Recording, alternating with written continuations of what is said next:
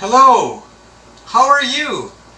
This is Sir Jet, and I welcome you to another episode of the History Lectures. Today we will have part 2 of martial law. We will now talk about the document, analyze it. The document I'm talking about is Proclamation 1081, the document that Marcos read in front of the TV cameras when he declared martial law in 1972. Okay, so let's go to the screen, and I have here my points of analysis about the Proclamation 1081. The nice thing about our history class is we don't do memorization. What we do is analysis. So here are my points. Proclamation 1081, if you noticed, was signed one day before the Enrile ambush.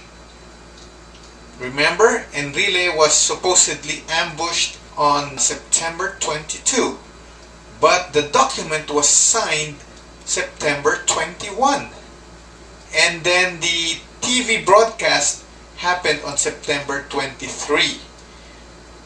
Do you smell something fishy?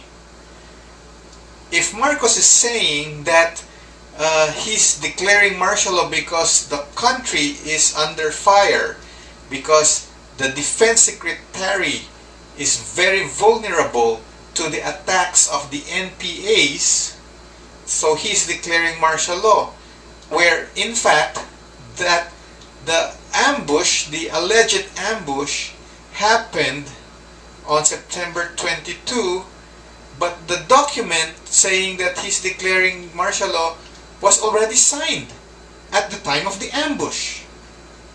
Do you get it?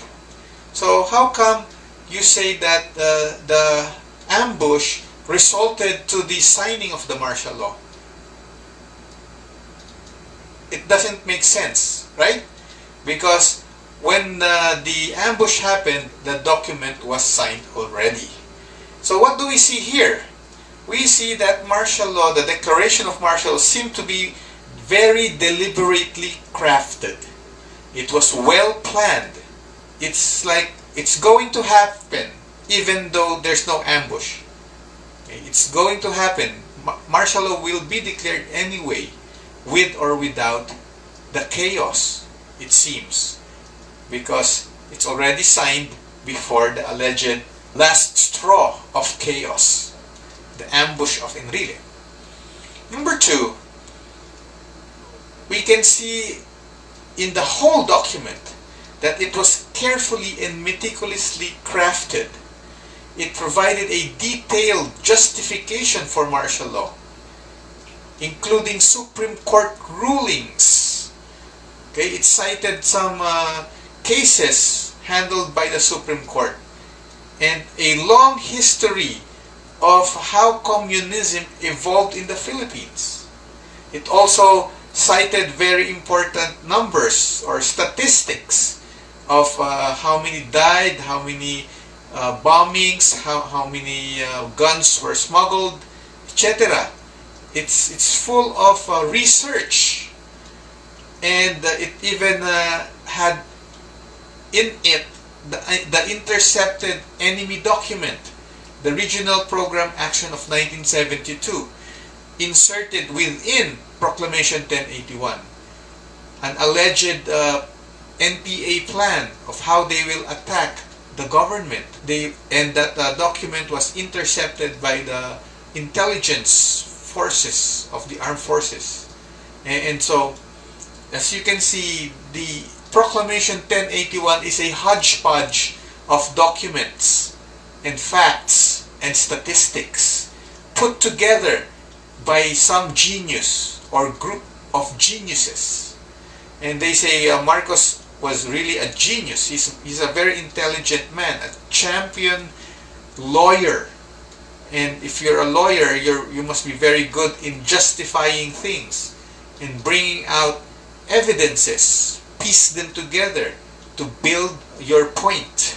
And so Proclamation 1081 had all those features.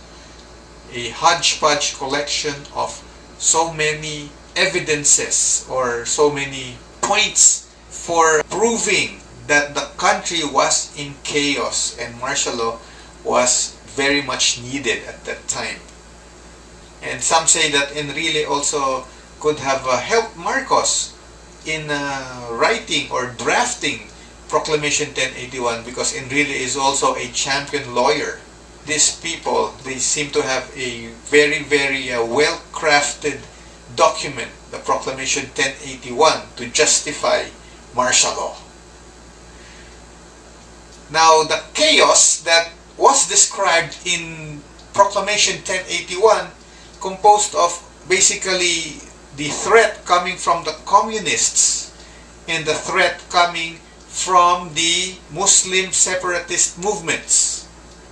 When we talk about the threat coming from the communists, during that time, there were already NPAs, New People's Army. They were led by Jose Marie Chan. Jose Marie Sison. Sorry, mixed up.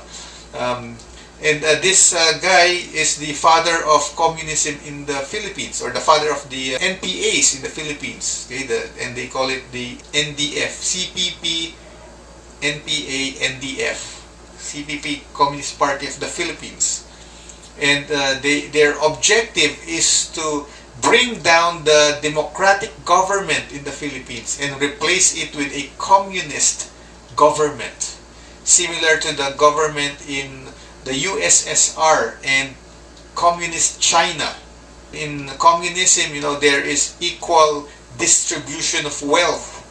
So they want to abolish the existing oligarchy, the rich ruling over the poor, and make everybody in the Philippines classless, a society wherein there is no rich, no poor.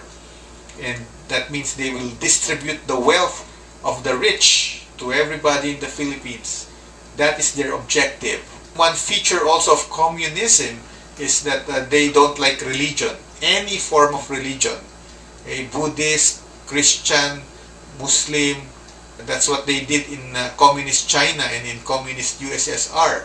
So Marcos is telling the people in Proclamation 1081 that if this communist group would rule the country, then we have to say goodbye to our religion, our family traditions, our democracy. So this is a very dangerous enemy and I need to terminate them. So I'm declaring martial law.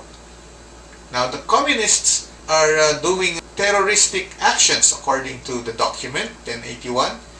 The bombings of public places, shopping malls, there would be a bomb that would explode and many people would get hurt. Those things happened according to the document, that they were done by communist rebels to destabilize the government and to sow terror among the people. There were almost daily rallies happening because according to Marcos, the communists are not only in the mountains holding guns, but the communists are also in the universities, students, professors, and also in the mass media, and they are also in the business group. And so many people have communist minds already. The idea of communism have spread to practically every corner of the country, and you don't know who is a believer of communism, but one day they will just overthrow the government. So that's the picture Marcos was painting in the Proclamation 1081. And students then were really very active in the rallies. Most of the students would come from UP. There's a notion that, if you're from UP, you must be an activista. And another school that has many activists, PUP, Philippine University of the Philippines. No, it's Polytechnic University of the Philippines.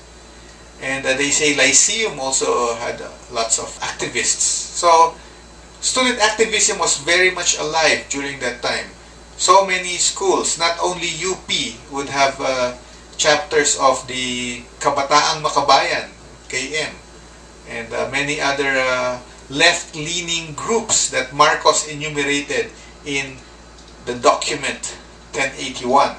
And he's saying that all these are just fronts, but really these people are communists. Marcos also described how the students were dropping from school and going to the mountains and learn how to make bombs, how to handle guns instead of how to handle books. It's very, very chaotic. It's very, very dangerous, the situation of the country. And firearms are getting smuggled into the country for the communist rebels. Since our country is an archipelago, it's very easy to smuggle illegal items. Just drop them off in the ocean, and then it will float, and some fishermen will get it, the guns, stored in some waterproof box, and then deliver it to the rebels.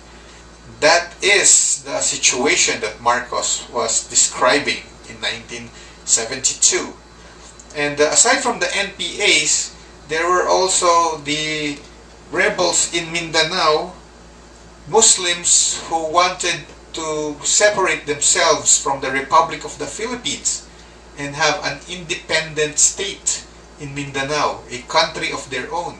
These armed groups called the MNLF and the MILF, they have caused lots of trouble in Mindanao. The economy halted because of the war in Mindanao, and so many people got hurt, killed, displaced. It's a big mess that Marcos is facing, so he really needed to declare martial law.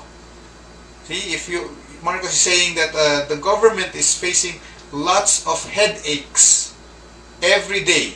Headache from the NPA, headache from the Muslims in Mindanao who's trying to gain independence, headaches from the students having their rallies every day. So many headaches, public places getting bombed. So he needed to declare martial law. Okay, that's his premise in Proclamation 1081. Now, my question is, do you think these are really enough for a president to declare martial law? Do you see these things happening in our time, or at least in the past few years? Rebels here and there, bombings, rallies, or was the situation in 1972 much, much worse than what we see in our time today? You know, in our time, there are so many people who hate the government and they bash the government every day on social media. And before the COVID period, they are on the streets rallying. Do you think the trouble in 1972 merits the declaration of martial law? What do you think? You can ask your fathers and mothers and uncles. Was the situation very chaotic, very troublesome? Was the Republic really on the rocks during 1971, 1972? Ask them that question. Now, the declaration of martial law happened at the height of the Cold War. What is the Cold War? This is a non-shooting war. It's just a war of spy versus spy, and a lot of trash talking between the US and USSR. So it's a war between democracy and communism. It's an ideological war. Who is the greater philosophy, democracy or communism? To prove this, the two big countries, US, USSR, they even had a space race. Who can bring to the moon the first man, who can make the first spaceship. And then these two countries also had a nuclear race. They invented nuclear bombs, much stronger than the old atomic bombs, and then they try to keep it in secret mountains, and they have their missiles aimed at one another, US versus USSR. and their allies, by the way. So USSR had China for an ally, and many European countries like East Germany. And then the US had for its allies those who believe in democracy, like Great Britain, France, Canada, Australia. It's a war between democracy and communism in terms of their ideas, but they don't really slug it out, just aiming their missiles at one another, and then their spies infiltrating the other country and getting information, like James Bond. James Bond lived during the Cold War. He would get some stuff from Russian intelligence, and the KGB would be James Bond's enemies. Now, the other countries of the world that are not as strong as the superpowers, they became the battleground of the Cold War. So the countries that were communists would try to put some rebels or even invade the countries who believe in democracy. Okay, I'm talking about third world countries. So that more and more countries would adhere to communism. You try to get as many countries in your backyard or inside your fence, just like what happened to Korea and Vietnam. North Korea invaded South Korea, and they wanted to make the whole Korean peninsula a communist world. The Americans helped South Korea defend themselves, and today Korea is still divided. The North is communist, South is democratic. Now the story is different in Vietnam. North Vietnam invaded South Vietnam, and they were successful. North Vietnam is communist, South Vietnam is democratic. The US helped South Vietnam defend democracy, but they lost. So what happened to Vietnam? The whole Vietnam, North and South, became just one country that is communist. And many other countries in Africa, in Latin America, had similar experiences. Communist rebels trying to overthrow governments that were democratic, and the US would help those democratic governments by sending them guns, ammunitions to defend democracy in that place.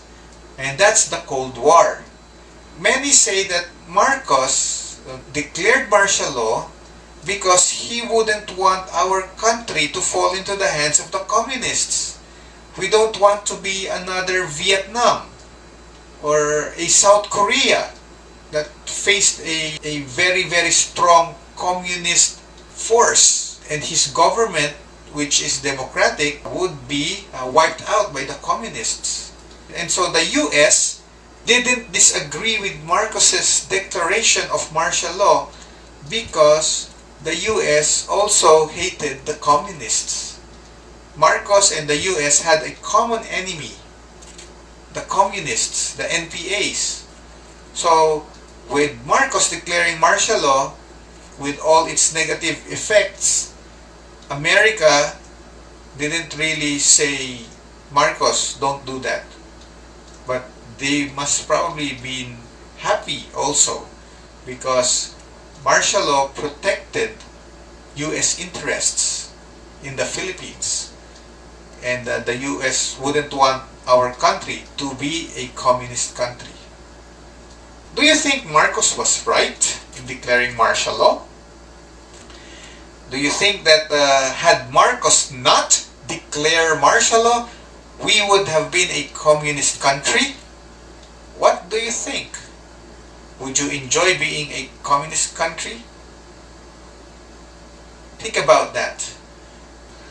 Now let's talk about the effects of martial law.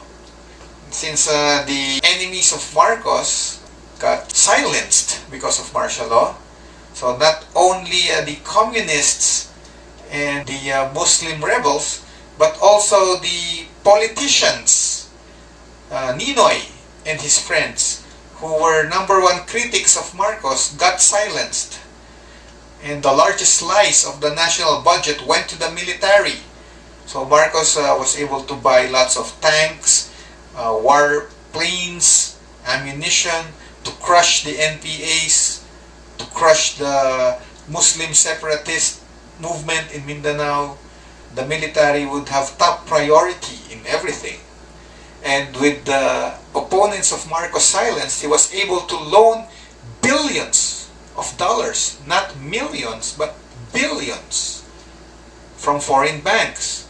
And he supposedly used them on infrastructure. So more and more buildings were built. The CPP, what call that? CCP rather. Yeah, Cultural Convention of the Philippines. PICC, the National Arts Center, and a lot more were built during that time. The government was also very impressive. There's intensified and organized government programs for practically every aspect of life. For the arts, okay, Imelda had the National Arts Center to train young artists.